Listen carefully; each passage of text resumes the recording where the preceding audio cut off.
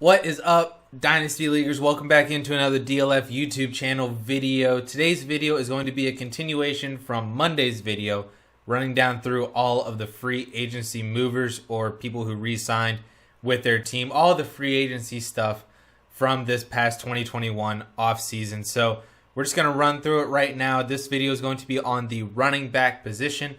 The last one was on quarterbacks and tight ends because you didn't have as many, real true impacts in both of those positions. So I combined both of those for one video. Today's on the running backs, and then Friday will be all of the wide receivers that moved or stayed in free agency. So with that all being said, let's get right into the video.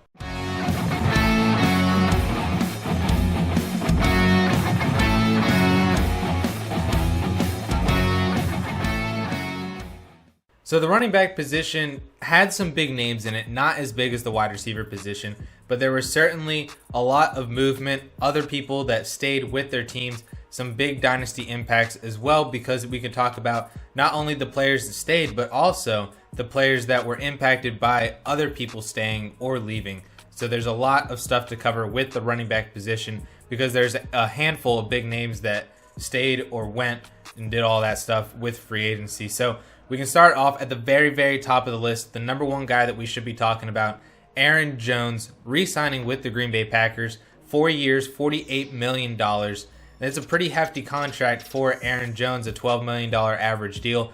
I've seen that the contract is actually more of a 2-year deal with kind of a Green Bay Packers team-friendly deal over the back half of the contract. So really it ties Aaron Jones, at least with Green Bay, with Aaron Rodgers, hopefully, for the next couple of years. So that's pretty solid for your dynasty teams, especially considering the fact that Aaron Jones is a back-to-back top 5 fantasy running back in 2019 and 2020. Him and Derrick Henry are the only two running backs to do that over the past 2 years. And so you can just see that there's a lot of fantasy potential with the Green Bay Packers for Aaron Jones. And I think a lot of people don't really like Jones per se, just because with the Packers, he doesn't have a lot of carries. He wasn't the receiving volume guy either. That was Jamal Williams. But now Jamal Williams, we can talk about him as well, signed a 2-year, $6 million deal with the Detroit Lions. Jamal Williams is gone. Aaron Jones is there. A lot of people really, really wanted A.J. Dillon to be a thing, myself included. I was excited for him, but that kind of seems like a wasted draft pick in the second round last year, with Jones signing a 4-year extension with Green Bay. So at least for right now, the tandem is Aaron Jones as the one, and A.J. Dillon will be the spell guy, the big body guy as well, even though Aaron Jones definitely has a nose for the end zone inside that red zone. What Jamal Williams does by leaving A.J. Dillon is Aaron Jones is now in line for more of those receiving touches, and that is really what you want out of your running back, that receiving volume to give them a floor and a ceiling. Something that is kind of crazy because even though Aaron Jones has been a top 5 running back over the past 2 years, like I already said, last year he had 47 receptions, which is still pretty solid, but could be even better with Jamal Williams gone, because Jamal Williams was the running back leader in receptions last year for the Green Bay Packers. So if we're talking about a potential 60-plus reception season for Aaron Jones on top of what he's already doing in the running game, and even though he had that touchdown regression last year, basically his rushing touchdowns were almost in half. 16 rushing touchdowns in 2019 to 9 last year. Still a top 5 back. You have that same type of rushing volume, increase his receiving volume. We're looking at a potential top 3 running back just off of that. And I know last year, we were missing Christian McCaffrey, we were missing Saquon Barkley, Joe Mixon as well. But like all of that stuff could be mixed into another top 5 fantasy season for Aaron Jones. And I really like that he stayed with the Green Bay Packers, because that at least gives us some consistency. He didn't go to a place where it could have gotten worse for him. It potentially could have gotten better if he signed with, like Pittsburgh or Miami, just in terms of volume. But with the Green Bay Packers and that explosive offense, I really, really like it for Aaron Jones, and Aaron Jones dynasty managers should be really happy to take him into the 2021 NFL season. After that becomes kind of a new thing because he is a little bit of an older prospect. He is like 25, 26, I believe right now.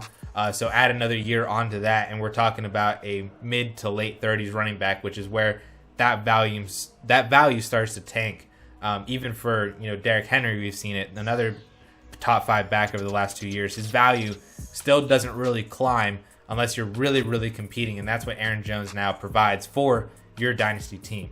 So we can touch on Jamal Williams real quick just because I mentioned it. He is leaving the Packers, 2-year, $6 million deal with the Detroit Lions. This was an interesting move because DeAndre Swift is a very, very good pass catcher, and that's what Jamal Williams at least has shown his pass catching ability with the Green Bay Packers throughout his first 4 seasons, even though that was not something that he never really showcased in college. He was more of that A.J. Dillon type of guy, but then now turned into this really good receiving back in the NFL. And so it's interesting that the Detroit Lions went after that type of a running back despite losing Adrian Peterson to free agency, another like more of a bruiser up the gut kind of a running back and not really known for his pass catching ability, whereas DeAndre Swift is really known for his pass catching ability. So I'm not really sure how much this is going to impact DeAndre Swift.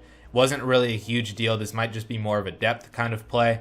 I do expect DeAndre Swift to be the guy for Jared Goff out of the backfield and to be, a 225, 30 carry kind of guy with another 40, 50 receptions potentially out of the backfield or even lined up, as a wide receiver in the slot. I think they can get really versatile using DeAndre Swift. And so I'm not really sure all too much if Jamal Williams is going to impact that type of a role. We could see DeAndre Swift coming off more on third downs in favor of Jamal Williams. So that kind of remains to be seen, but that's a possibility. If you have DeAndre Swift in Dynasty, I'm not selling him based on this move. I'm not really all that concerned. If you can get DeAndre Swift at a discount using Jamal Williams, I would definitely go out and do that for sure. So the next big name deal that happened at the running back position for free agency was Chris Carson rejoining the Seattle Seahawks after I believe it was reported that Russell Wilson was hardcore going after Chris Carson and telling him to re-sign with the Seattle Seahawks. Basically, it seemed like a don't leave me kind of a situation for Russell Wilson on this team.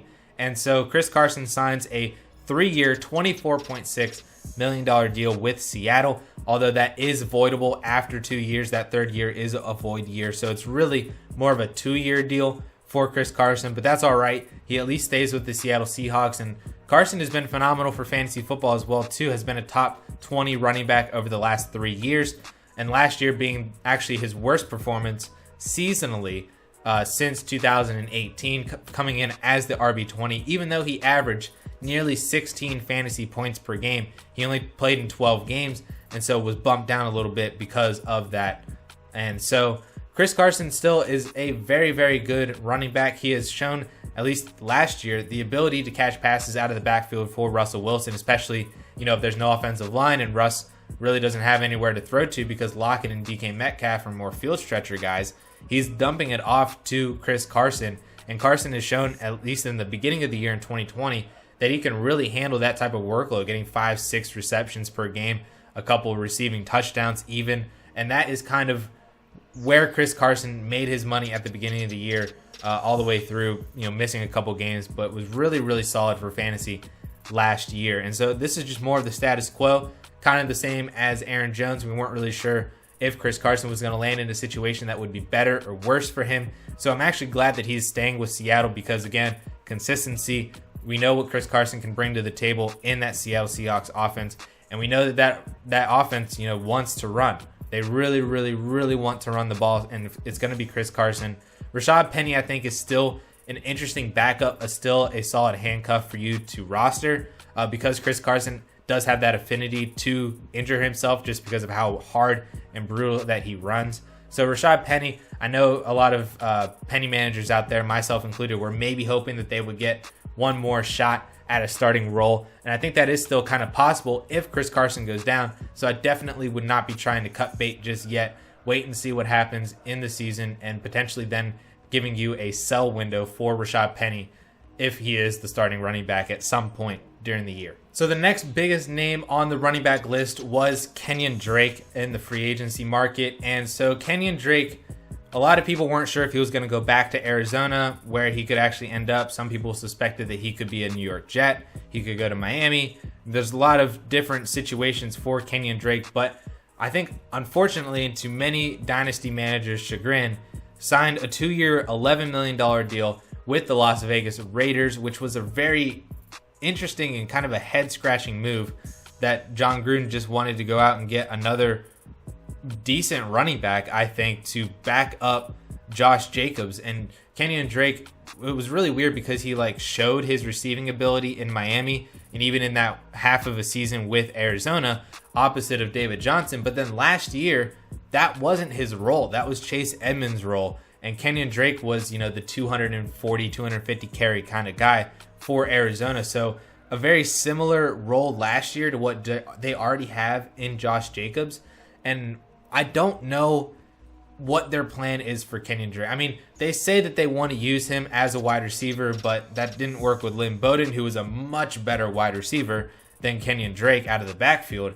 And so I really don't believe that. I don't know what John Gruden and the Raiders are doing here. I think Kenyan Drake comes in as more of a primary straight up backup to Josh Jacobs. They re-signed Jalen Richard as well. So Richard is still going to get those receiving touches as well.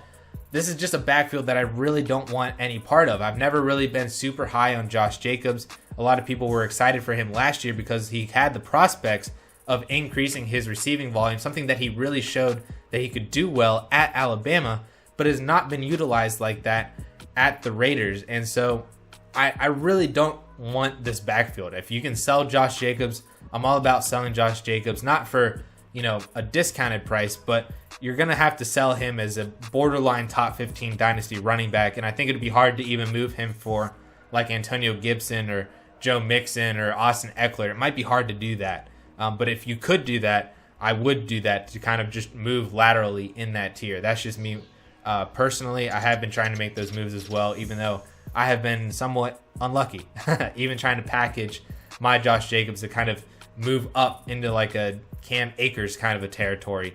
Haven't really been successful in that yet. But that is at least my current plan and strategy with Josh Jacobs. I don't want Kenyan Drake as well. And that's just kind of where I'm going to leave it at. This was just kind of a bad free agency signing for fantasy football. So we're just going to leave it at that and move right on to the next running back, and that would be Leonard Fournette signing a 1-year, $4 million deal with the Tampa Bay Buccaneers. Goes back to hopefully try and win another Super Bowl ring. It's kind of crazy to say Leonard Fournette Super Bowl winner, but that's where we're at. Again, much to my chagrin personally, and maybe other people's as well, I was really hoping that Leonard Fournette would leave and give me a full year of Ronald Jones as the starter, because Ronald Jones was fantastic without Leonard Fournette. He averaged over 100 rushing yards per game in the 3 or 4 games that Fournette didn't play, kind of in the middle of the season, was fantastic for my dynasty rosters. And I really, really wanted Fournette just to get out of the situation and get out of the picture so that we could have Ronald Jones. But unfortunately, Fournette's going to come back, and this backfield is probably going to be more the same as what it was last year, where it might be Fournette 1 week, it might be Jones 1 week, it might be Fournette for 2 straight weeks, and then we go back to Jones for 1 week. Just when you get comfortable with one guy, it goes back to the other, and then Keyshawn Vaughn all of a sudden is getting 10 carries and another 5 receptions one game. It's going to be I don't really like it. That's why I wanted Fournette gone, because then we could have a much clearer picture of this backfield with Tom Brady. And if you have Fournette, you have to hold on. You have to wait for him to do something again with Tampa Bay. You want him to be the main guy like he was in the playoffs, getting 16 carries per game, another 3 or 4 receptions. That's what you want out of Leonard Fournette. That's what you're hoping for if you have him now with the Tampa Bay Buccaneers, and then you can potentially sell him while he's doing that in season. If you have Ronald Jones, I think you have to hold on to him as well, because like I said, he was pretty solid whenever Leonard Fournette was out, and Fournette has shown, just like Chris Carson, the affinity to get hurt. And so if Fournette does go down like he did last year and misses a couple of games, Ronald Jones can come in and slot right into that starting role and kind of be Mr. Necessary and be the only guy in that backfield. So that's where I stand with the Tampa Bay Buccaneers and that backfield. We can just continue to move on here.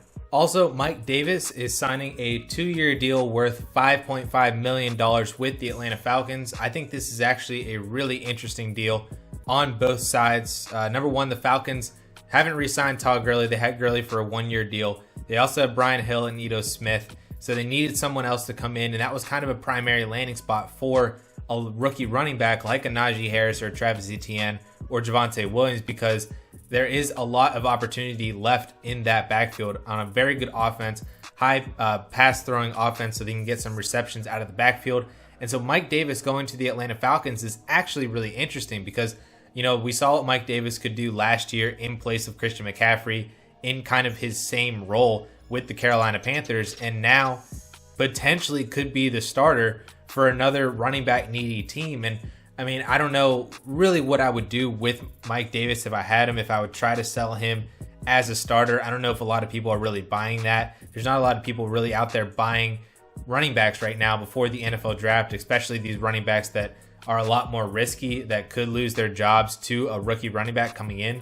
So having to sell Mike Davis now, I think, would be really tough to do, because there is that upside that he is the starter, but he needs to survive at least one more month through the NFL draft for this. But if he is the starter for the Atlanta Falcons heading into 2021, I think this is a pretty good deal for Mike Davis, because he could basically come in and be a solid RB2 for fantasy football like he was last year, with some RB1 upside, pass catching upside. I really, really like this signing for Mike Davis. It's just, deciding on what to do with him in Dynasty is really, really tough, because I don't think you're going to get what he's really, truly worth if he was the starter in 2021 now, because everybody's baking in that risk right now. So it is a tough decision. I would probably try to sell him, but, good luck on getting kind of the best case scenario return on him in a lot of your trades. I think it would be best to package him in something else and maybe upgrade at a different position, or even upgrade again at running back if somebody else wants to take the shot on Mike Davis as a starter.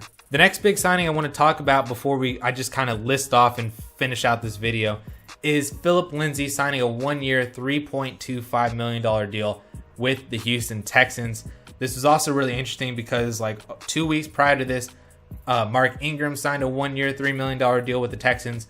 And then literally 2 days before that, David Johnson restructured his deal to give the Houston Texans more cap space. He kind of did that signing bonus trick where they convert money and then they give him more money and just give him a big paycheck now, and they get cap relief from it. And so that was just kind of the Houston Texans backfield over the past couple of weeks. So now they have David Johnson, Mark Ingram, and Phillip Lindsay. And I have no idea what the heck they're doing. No idea what they're doing. I wanted David Johnson to kind of be the only guy in town, because that's what he was last year, and he was a solid RB2. He wasn't anything great. He just kind of gave you a floor game, and that's what you could expect out of David Johnson last year. They added Mark Ingram. Didn't really think much of that. But then the Phillip Lindsay thing, I think, is kind of the most important piece of this backfield, because Phillip Lindsay is young. He's explosive. He is a very good running back, and he has at least showcased the ability to be a full 3-down workhorse with Denver before they signed Melvin Gordon back in 2018, 2019. 1,000-yard rusher. That is what we're looking at with Phillip Lindsay. And I think Lindsay could be the guy to really separate himself from David Johnson and Mark Ingram, just because he's younger. He's more explosive now, more athletic. I think that is going to be the route that they go. And if they do decide to keep Deshaun Watson, or whatever's going on with Deshaun Watson, I'm not going to get into that. But if Watson ends up playing at some point in 2021 for Houston, I think he's going to want Phillip Lindsay out there instead of David Johnson and Mark Ingram. That's just, why would you not want the younger and more explosive guy out there instead of two older guys who might be pushing a 5-second 40 right now? That's just, that's just kind of where I'm at. So if you have David Johnson, you're not getting anything for him. If you have Mark Ingram, man, he might be a roster cut right now, a roster clogger right now. You might be able to just cut him. You're not going to get anything for him. If you have Phillip Lindsay, I'm holding on because I'm interested in what might happen in this backfield, because, like I said, he could be the guy to separate himself from the other two in this backfield, kind of like what he did in Denver, and just end up being kind of the guy towards the end of the year. And that's what I think the upside is for Phillip Lindsay, and why you have to hold on to him in Dynasty. So I can go through a handful of these other running backs aside just to kind of run down the list. There's not a whole lot that I really need to talk about for these other guys. Marlon Mack re-signed 1-year, $2 million deal with the Colts. I think it's fine. I think it just adds to their more team needs. And Jonathan Taylor is going to be the guy not really worried about it. But I think they just wanted to keep Mack on a cheap $2 million contract, and in case something happens to Jonathan Taylor, they have another guy who was already, pretty good in that offense just as a backup, just to kind of keep things moving. Carlos Hyde, 1 year, $4 million deal with the Jaguars. I do think that this was a good signing because this, at least for James Robinson, if this is the competition that he's going to get for 2021, we're back up, stocks up for James Robinson heading into this season, because that was kind of the biggest worry and risk with James Robinson is, are they going to bring in significant competition because he is an undrafted free agent? I was arguing the whole offseason that I don't think they will. Why would they? They have a 1,000-yard rusher, and they need so much more. If they were a smart organization, they wouldn't worry about at least spending draft capital on a significant running back. They could have brought in, like a backup in the 5th or 6th or 7th round to be like what Carlos Hyde is. But Hyde, as a 1 year, $4 million deal, that's pretty solid. And I mean, for Hyde too, if James Robinson goes down and Hyde picks that up, I mean, you could do a lot worse for a starting running back in some weeks, especially if we're in the middle of the season. 5 weeks are kicking in, 17-week schedule. Maybe some starters are sitting. There's a lot of stuff that could really happen in this new 17-game season, that rostering a guy like Carlos Hyde might not be the worst thing in the world. That's, might not be. Matt Breida signed a 1 year, $1 million deal with the Bills. Don't really have much to say on that one. James White is returning to the New England Patriots on a 1 year, $2.5 million deal. So that is just kind of more of the same for James White. And I'm not really in on anybody in this Patriots backfield, to be honest with you. I do think it's interesting. Damian Williams signed a 1 year deal with Chicago. I didn't find actual money, what his contract actually is, just that it's a 1 year deal. I think that this is interesting. Cordarrelle Patterson is gone. Tariq Cohen is coming back off of the ACL injury. So that backfield at least is David Montgomery, Tariq Cohen, and Damian Williams. I do think this is interesting for Damian Williams because if David Montgomery gets hurt, I think Williams becomes that new guy. It's not going to be Tariq Cohen. And so Damian Williams now enters primary handcuff territory again, like you would have with the Kansas City Chiefs behind Clyde Edwards-Helaire. I think this was kind of best case scenario for Damian Williams. And I get, if you're not rostering him, that's fine. I totally understand that. But if you do roster him, like I do, just because I'm a running back guy, I think this is best case scenario for Damian Williams. I think this is interesting. And I also think it's kind of good for David Montgomery as well, just because I think it really just solidifies, like James Robinson, he is the guy moving forward. They want more of what they had from him at the end of the year. And they're just kind of trying to maintain it being status quo, but still wanted a guy that could do something if something were to happen and, slide right into that kind of same role. As of this recording, literally about 5 minutes ago, I looked down at my phone and noticed that Kalen Ballage just signed with the Pittsburgh Steelers, which I think is actually kind of interesting. I don't think they're going to go into the season with Kalen Ballage, but Ballage, at least last year, had some weeks. He legitimately had some weeks with both the New York Jets as a pass-catching back with 5 or 6 receptions per game with Sam Darnold. Then he went to the LA Chargers. Austin Eckler was out, and he won the job from Joshua Kelly, and then was an RB2, and I think he even had an RB1 week with the LA Chargers, and I was playing him then too, and so I think this is actually kind of interesting. They don't have really much else in terms of that roster, that depth chart at the running back position. They have Benny Snell and Anthony McFarland, Jalen Samuels, that. It's a really weird backfield with nobody really being able to separate themselves. And so Kalen Ballage coming in, I think, is just kind of interesting, even if it is a depth signing. If they do end up bringing in more of a formidable running back, they have met with Kenneth Gainwell. There have been reports, or at least, beat writers wanting them to take a Najee Harris or a Travis Etienne. I think Gainwell would be really interesting in that offense. So it remains to be seen kind of how that actually ends up. But for Kalen Ballage, I roster him as well in some.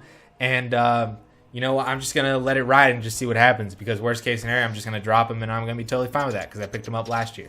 So whatever. And then the final running backs that we still have left, a couple of the names left that we haven't heard signings of, is former Steelers running back James Conner, currently still a free agent, Todd Gurley, Le'Veon Bell, Duke Johnson after being cut by the Texans, Jerick McKinnon.